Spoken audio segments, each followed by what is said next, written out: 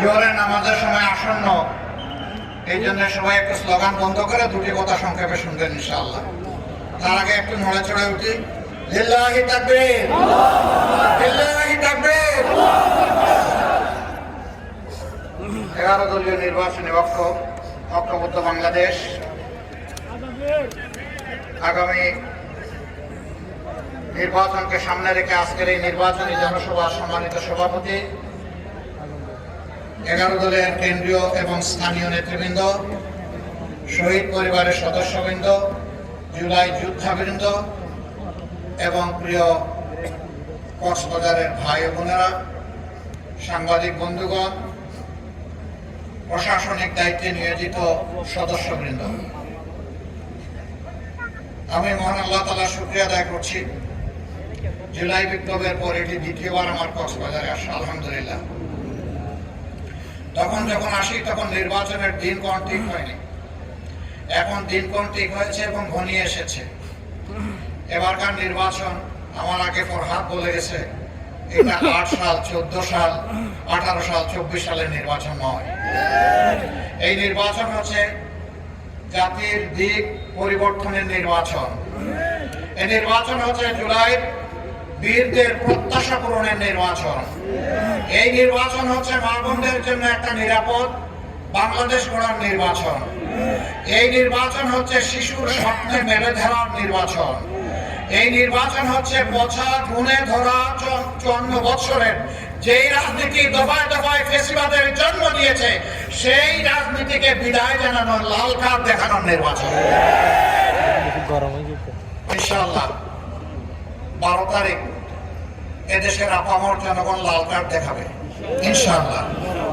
আজকে যে উত্থান জনস্রোত যেটা আপনারা লক্ষ্য করছেন, এটা শুধু কক্সবাজার নয়, এটা এখন 56,000 বর্গমাইলের একই দৃশ্য, আলহামদুলিল্লাহ। এর আগে জুলাই তরুণেরা জাতিকে সিদ্ধান্ত জানিয়ে দিয়েছে যে আমরা আছি ইনসাফের পক্ষে, আমরা পুরানো রাজনীতির পক্ষে নাই, ফেসিবাদের পক্ষে নাই। যারা জুলাই চেতনা ধারণ করে আমরা তাদের পক্ষে নাই, সব জানিয়ে দিয়েছে। ডাকসু থেকে শুরু, আপাতত জকসুতে এসে ঠেকেছে, ঠেকিয়ে দেওয়া হয়েছে, ঠেকে নাই, ঠেকিয়ে দেওয়া হয়েছে। ভীত সন্ত্রস্ত হয়ে পড়েছে, যেখানেই এখন নির্বাচন সেখানে এখন হারু পার্টি, হারার ভয়ে এখন সব নির্বাচন ঠেকায় দেয়। জোর করে মানুষের মন দখল করবে, হবে না। মাহমুদা মিতু বলে গেছে যে তাকে নিয়েও বুলিং করা হচ্ছে, অপমান করা হচ্ছে। সে কে? ওই তাদের কারণেই তো আজকে অনেকে জেল থেকে বের হয়েছে, তাদের কারণে অনেকে বিদেশে চিকিৎসার সুযোগ পেয়েছেন, তাদের কারণে অনেকে দেশে আসার সুযোগ পেয়েছেন। আজকে সেই উপকারীকে আপনি উপহাস করে, এটা তাদের জন্য বুমেরাং হবে ইনশাআল্লাহ।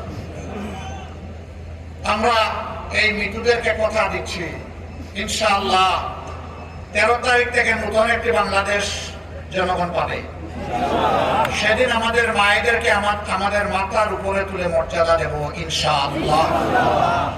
তাদেরকে ঘরে চলাচলে, কর্মস্থলে, সব জায়গায় তাদের পূর্ণ নিরাপত্তা নিশ্চিত করা হবে। শিক্ষায় আমরা বলেছি মাস্টার্স পর্যন্ত তাদের সমস্ত শিক্ষা খরচ বহন করবে সরকার। বলবেন মায়েদেরকে করলেন, এটা বৈষম্য না? তারা তো স্লোগান দিয়েছে বৈষম্যের বিরুদ্ধে, আমাদের কিছু বললেন না। না, বললাম না এই কারণে এটা বৈষম্য নয়, এটা তাদের পাওনা, এটা তাদেরকে দিতে হবে। বুঝলাম না কিভাবে পাওনা হয়। আচ্ছা, এই যে এত বড় সমাবেশ, এখানে লাখো পুরুষ এসেছেন, আপনার জীবনে কাউকে, কোন পুরুষকে তার পেটে বাচ্চা ধারণ করতে দেখেছেন? আপনারা কেউ নিয়েছেন? বুকের দুধ দিতে পারবেন? পারবেন না। নিজের বুকে সন্তানের জন্য, শিশুর জন্য বিছানা বানায় দিতে পারবেন? এই নিয়ামত আল্লাহ তাআলা মাদেরকে দিয়েছেন। এই মাদেরকে যে জাতি সম্মান করবে, আল্লাহ তাআলা সেই জাতিকে সম্মানিত করবেন ইনশাআল্লাহ। আর এই মাদেরকে যারা সম্মান করতে জানবে না, তারা আল্লাহর কাছ থেকে কোনো সম্মান পাবে না। জুলাই যোদ্ধারা রাস্তায় নেমে বলে নাই আমাদেরকে বেকার ভাতা দেন, তারা বলেছে আমাদেরকে কাজ দেন, আমার পাওনা কাজটা আমার হাতে তুলে দেন। হারিয়ে না যায়। এই ছিল তাদের দাবি যে আমার মেধা যোগ্যতা অনুযায়ী আমার যে প্রাপ্য সেটা আমার হাতে দেন। আমরা যুবকদেরকে বলছি পরিষ্কার একদম সাফ, আমরা যুবকদের হাতে বেকার ভাতা তুলে দিয়ে অপমানিত করবো না। আমরা তাদের প্রত্যেকটা হাতকে মজবুত করে গড়ে দেব দেশ গড়ার কারিগর হিসাবে। তারপরে কাজ তুলে দিয়ে বলবো এবার আগাও, এদেশ তোমার। এবার চিৎকার দিয়ে বলো আমি বাংলাদেশ।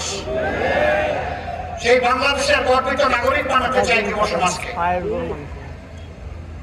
আপনারা দোয়া করবেন। সম্মানিত বন্ধুগণ, বিভিন্ন ধরনের অনেক কিছু রটায় গঠায় কারা করে এগুলা। যখন দেখে চতুর্দিকে অন্ধকার তখন দিনকেও রাত মনে করে, দিশাহারা হয়ে যায়, কি করবে কি বলবে হিসাব বুঝে পায় না। কিন্তু মনে রাখবেন, এ দিয়ে জনগণের ভালোবাসার জোয়ার ঠেকানো যাবে না। জনগণের দেহের উপর চাবুক মারতে পারবেন, মনের উপরে চাবুক মারতে পারবেন না। গত কয়েকদিন ধরে বাংলাদেশে অনেকগুলো ঘটনা ঘটেছে মা বোনদেরকে অপমান করার, তার প্রতিবাদ আমি করি, এখন আমার পিছনে লেগেছে। ডাকাতের মতো চুরের মতো লেগেছে। সামনে থেকে মোকাবেলা করার সাহস নাই, পিছন থেকে এখন আমার পিছনে লেগেছে। হ্যাঁ, পিছনের লোকেরা ইনশাল্লাহ পিছনে পড়ে থাকবে, সামনে যেতে পারবে না। ওরা পিছনে থেকে জাবর কাটবে, সামনে সিংহে পুরুষের মতো যাওয়ার সাহস ওদের নাই। আহ্বান জানাই, আসো, নিজের আদর্শ কর্মসূচি পরিকল্পনা বক্তব্য চরিত্রে নিয়ে আসো। বলবা আমাদের দল আমাদের শাসনই পারবে, আমাদের সরকারই পারবে একটা দুর্নীতিমুক্ত বাংলাদেশ দিতে।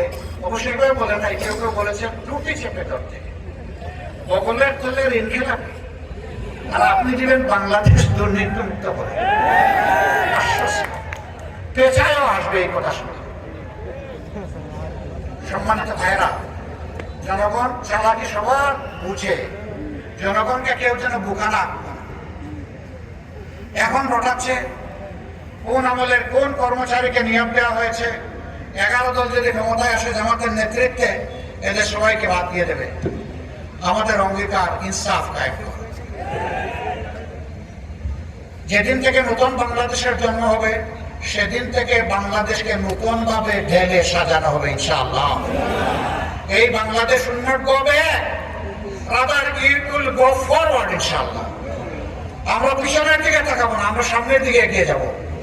সেই দিন থেকে আমরা সবার কাছে সততা আশা করব, স্বচ্ছতা আশা করব, দায়িত্বশীলতা আশা করব।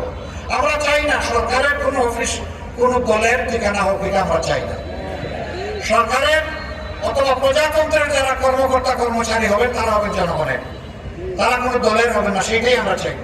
তারা থাকবেন সৎ, তারা দক্ষতার সাথে এই দেশকে তারা সেবা দিয়ে যাবেন।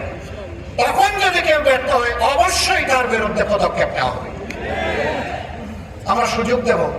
সবাইকে শাস্তি দিলে লুম বাঁচতে কম্বল শেষ। অতীতের অনেক কিছু